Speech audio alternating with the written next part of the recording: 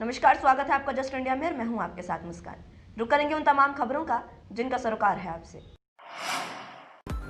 खबरों के प्रायोजक हैं आरोग्य मास्क लगाएं, कोरोना से सुरक्षित रहें। कमल Chowk industries, a trusted school of chalk, manufacturers and suppliers of chalk, color chalk, duster, mask, sanitizer, etc. Asian colour coated Ispat limited, आपका विश्वास हमारी पहचान। मेडिफिर international, taken a step to keep you safe from corona virus.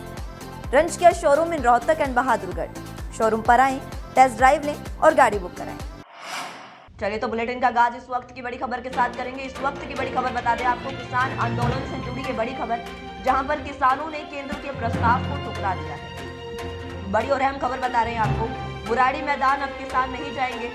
प्रस्ताव को ठुकरा दिया है किसानों ने। सिंघू बॉर्डर पर ही डटे रहेंगे किसान। केंद्र से बिना शर्त बातचीत चाहते हैं किसान, और किसानों की जो मांगे हैं उसको वो चाहते हैं कि केंद्र जल्द से जल्द माने। बातचीत करने के बाद केंद्र जो है वो समाधान निकाले। बता दें आपको, किसान रामलीला मैदान में जाना चाहते हैं। इस वक्त की बड़ी और अहम खबर बता रहे हैं आपको, केंद्र के प्रस्ताव को किसानों ने ठुकरा दिया।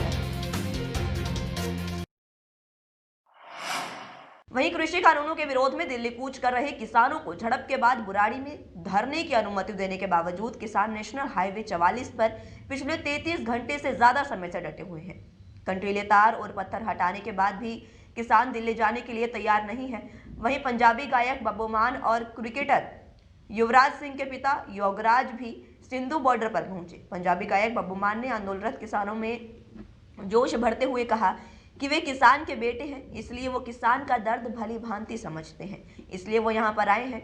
उन्होंने कहा कि किसानों का हक कोई भी नहीं छीन सकता और सरकार को उनकी जायज मांगों को जल्द से जल्द मान लेना चाहिए। किसान देश का अन्नदाता है और अगर वो सड़कों पर है तो ये सोचने वाली बात है। सरकार को तुरंत उनसे वार्ता करनी चाहिए। हमारा देश ही किसान और कृषि प्रधान देश है। इस दौरान उन्होंने किसानों से आंदोलन को शांतिपूर्ण चलाने की भी अपील की।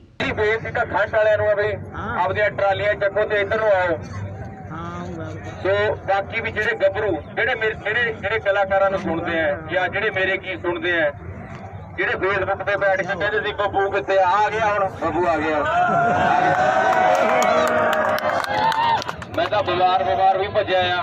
ਉਹ ਜਿਹੜੇ ਫੇਸਬੁੱਕ ਦੀ ਵਿਦਵਾਨ ਆ ਨਾ, ਇਹਨਾਂ ਦਾ ਪਤਾ ਲਾਇਆ ਕਰੋ ਜਿਹੜੇ ਲੋਕਾਂ ਨੂੰ ਲੜਾਉਂਦੇ ਆ।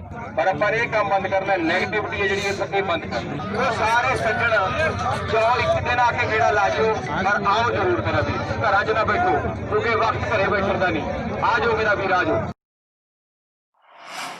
वहीं हरियाणा के मुख्यमंत्री मनोहर लाल ने रविवार को पंजाब के मुख्यमंत्री कैप्टन अमरिंदर सिंह के बयान पर पलटवार किया। उन्होंने कहा कि पंजाब के सीएम की भाषा ओछी है। इस तरह की भाषा किसी भी मुख्यमंत्री को शोभा नहीं देती, मगर इस पर वो ज्यादा नहीं बोलना चाहते।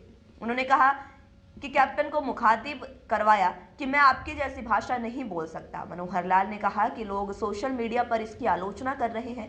एक मुख्यमंत्री के साथ दूसरे मुख्यमंत्री की इस प्रकार की भाषा का इस्तेमाल नहीं करना चाहिए। कैप्टन अमरिंदर सिंह ने जिस प्रकार का व्यवहार किया है, कम से कम मैं वैसा व्यवहार नहीं करूंगा। उन्होंने किसानों को रोकने के लिए पंजाब हरियाणा बॉर्डर पर की गई कार्रवाई की चर्चा करते हुए ये भी कहा कि पानी की बौछार मारना और आंसू गैस के गोले छोड़ना बल प्रयोग नहीं होगा। ये भीड़ को रोकने के लिए किया गया प्रयास है। मुख्यमंत्री ने कहा कि कैप्टन अमरिंदर सिंह को इसलिए बार बार फोन किया गया ताकि कोरोना काल में इतनी भीड़ ना जुटे, इसके लिए बात की जा सके, लेकिन कई बार कोशिश के बाद भी उन्होंने फोन नहीं उठाया। जब हमने ये बात सार्वजनिक की तो उन्होंने कहा कि हरियाणा के सीएम झूठ बोल रहे हैं, लेकिन जब हमने रिकॉर्ड सार्वजनिक कर दिए तो पंजाब के सीएम की सिट्टी बिट्टी गुल हो गई है। हमको हरियाणा में शासन करने का अवसर मिला है। इन 6 सालों में हर समय विचार करते रहते हैं कि अपना ये हरियाणा का परिवार है, ये 2.5 करोड़ पौने 3 करोड़ की जो हमारी आबादी है, ये मेरा एक परिवार है, इसमें किस वर्ग को क्या तकलीफ है, उस तकलीफ को कैसे दूर किया जाए, ये हमेशा सोच बनी रहती है। लेकिन ये मेरा जो बैकवर्ड क्लास, खास करके अति पिछड़ा वर्ग, जिसको हम क वर्ग कहते हैं, ए वर्ग कहते हैं, ये सब स्थानों पर आबादी के हिसाब से फैला रहता है। जो फैला रहता है तो इनको उस इलाके के हिसाब से कुछ आरक्षण की आवश्यकता हो तो देनी चाहिए। तब हमने ये पंचायती राज के अंदर 8% का आरक्षण आपको दिया है। वहीं हरियाणा के गृह और स्वास्थ्य मंत्री अनिल विज ने किसानों के आंदोलन पर सवाल उठाए हैं। गृह मंत्री विज ने कहा कि केंद्र सरकार किसानों से बातचीत करने को तैयार है। किसान भी चाहते थे कि उनकी बात को सुना जाए। अब किसान कह रहे हैं कि वो दिल्ली बॉर्डर पर ही रहेंगे और सरकार से बातचीत नहीं करेंगे, जिसका अंदाजा सहज ही लगा लेना चाहिए कि इस आंदोलन को चलाने के पीछे किसका क्या मकसद है। गृह मंत्री ने स्पष्ट तौर पर कहा कि पंजाब में अगले साल चुनाव होने वाले हैं, इसलिए वहां के मुख्यमंत्री कैप्टन अमरिंदर सिंह किसानों के कंधे पर इस्तेमाल कर उनकी राजनीति चमकाना चाह रहे हैं। तीनों कृषि कानून पूरे देश में 36 राज्य में लागू हैं, लेकिन देखने वाली बात यह है कि आंदोलन के लिए सिर्फ पंजाब के किसान आगे आ रहे हैं। इस आंदोलन में हरियाणा और उत्तर प्रदेश समेत बाकी राज्यों के किसान शामिल नहीं हैं। यह आंदोलन राजनीतिक मकसद के लिए चलाया जा रहा है, जिसका किसानों या उनके हित से कोई लेना देना नहीं। वहीं ओबीसी मोर्चा पिछड़ा वर्ग सम्मान समारोह के तहत कुरुक्षेत्र के गांव इस्माइलाबाद के सुरभि पैलेस में आयोजित कार्यक्रम में सांसद नायब सिंह सैनी और खेल मंत्री संदीप सिंह ने हिस्सा लिया।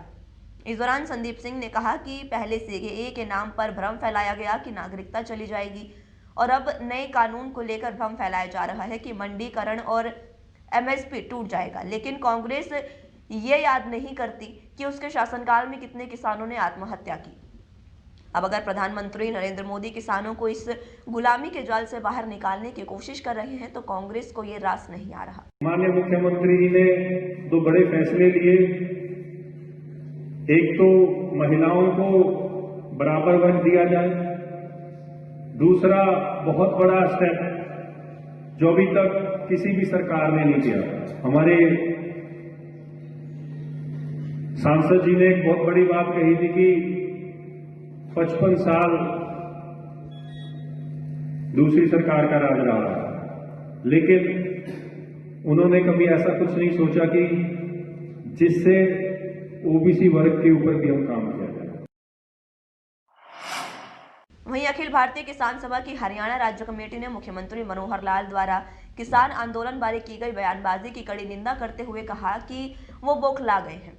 हरियाणा और केंद्र की सरकारों के तमाम निरंकुश हथकंडों को विफल करके जिस प्रकार हरियाणा और पंजाब के किसान दिल्ली पहुंचने में सफल हो गए हैं, उससे हताश होकर अब मुख्यमंत्री सांप्रदायिक आधार पर पंजाब और बाकी देश के किसानों के बीच विभाजन पैदा करने की बेहुदा राजनीति कर रहे हैं, जो कि किसी भी सूरत में सफल नहीं होगी। उनका यह भी कहना है कि इस आंदोलन में हरियाणा का किसान नहीं है, ये हरियाणा के किसानों का अपमान है, बल्कि हास्यास्पद भी है, क्योंकि मुख्यमंत्री को ये नहीं पता कि अंबाला से लेकर सिंघू बॉर्डर तक लगाए गए सभी नाके 26 नवंबर को राष्ट्रीय हरियाणा के किसानों के काफिले नहीं तोड़े हैं। किसान सभा नेताओं ने प्रदेश की जनता से अपील भी की कि मुख्यमंत्री के बयान का उपयुक्त जवाब देने के लिए वो दिल्ली में डेरा डाले, लाखों किसानों के लिए भोजन, सब्जी, फूल, फल, दूध और बड़ी संख्या में दिल्ली पड़ाव में शामिल हों। वहीं हरियाणा में दिल्ली बॉर्डर के बाद जुटे किसानों के काफिले में एक हादसा हो गया है। देर रात आंदोलन में शामिल एक स्विफ्ट कार में भीषण आग लग गई। आग की लपटें इतनी विकराल थी कि कार को आग का गोला बनते देर नहीं लगी।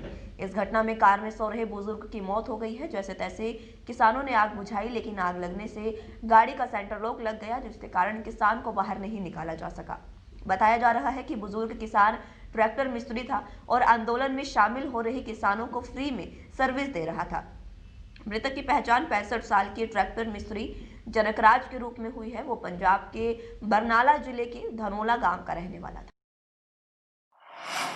वहीं रोहतक में बाबा बालकपुरी धाम जी धर्मार्थ औषधालय द्वारा पुरी धाम के श्री महंत कर्णपुरी जी के सानिध्य में निःशुल्क हड्डी रोग जांच शिविर का आयोजन किया गया, जिसमें मुख्य अतिथि के तौर पर एलपीएस बोसाइट के एमडी राजेश जैन उपस्थित रहे।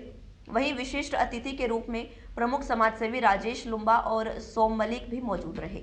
जांच शिविर में प्रदेश के सुप्रसिद्ध हड्डी रोग विशेषज्ञ डॉक्टर अमित बत्ता और डॉक्टर विनीत वर्मा ने रोगियों की जांच की। जांच शिविर में 145 रोगियों को निःशुल्क जांच कर उन्हें निःशुल्क दवाइयां, फिजियोथेरेपी और एक्सरे की सुविधा प्रदान की गई।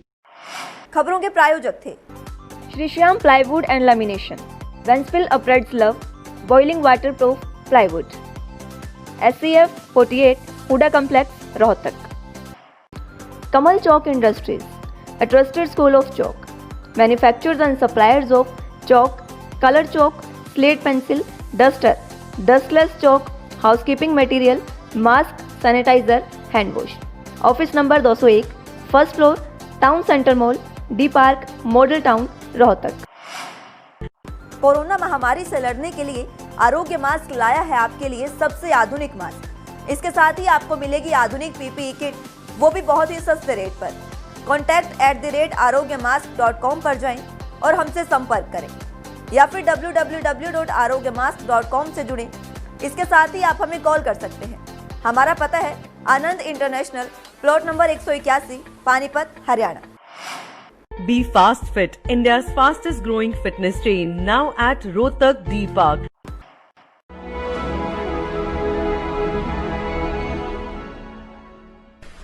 चाचा, आपने नया घर बनवाया है तो घर की छत पर कौन सी शीट लगवाई है?